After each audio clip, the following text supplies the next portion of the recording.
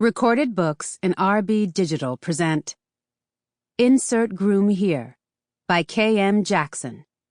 Narrated by Diana Luke. Chapter 1. I can't marry you.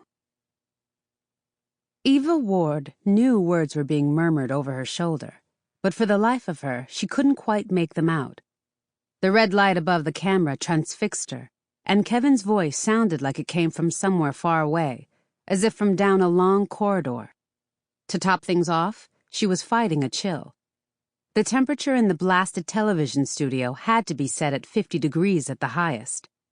Eva thought about the frigid air a moment and hoped the cold didn't show on her face, or, Lord help her, anywhere else on her anatomy.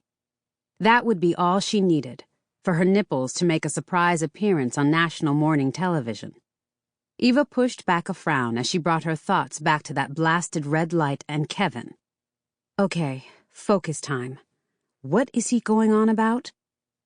I can't marry you, Kevin repeated, and Eva blinked. Wait, what? Wait, what?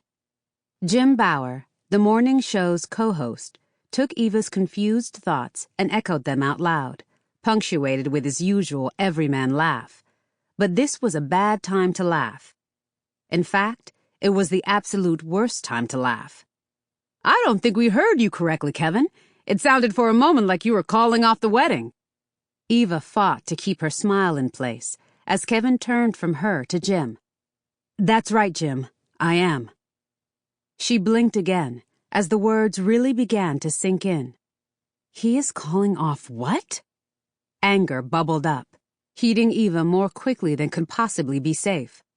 She caught another glimpse of the red light and forced herself to push it back down.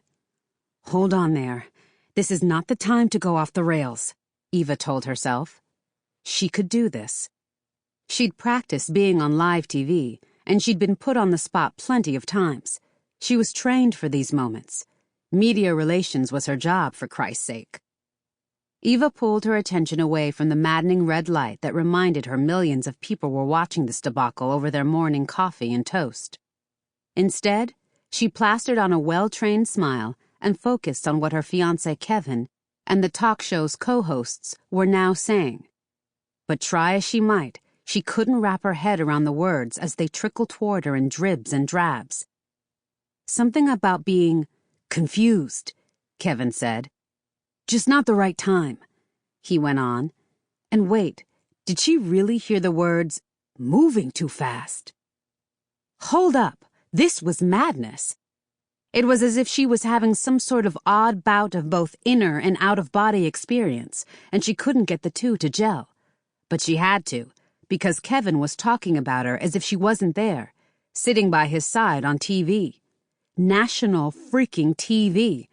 It was time to take control of the situation. Eva blinked again, her lashes feeling thick and gloppy from the extra coats of mascara, plus the individual false lashes the makeup woman had put on her that morning. She had thought they were a bit much at the time. Now she was afraid that with all the ridiculous blinking she was doing, she probably looked like Bambi gone drag. Eva forced her eyes wide, as if that would somehow make her appear saner, and stared at Kevin. Oh, hell.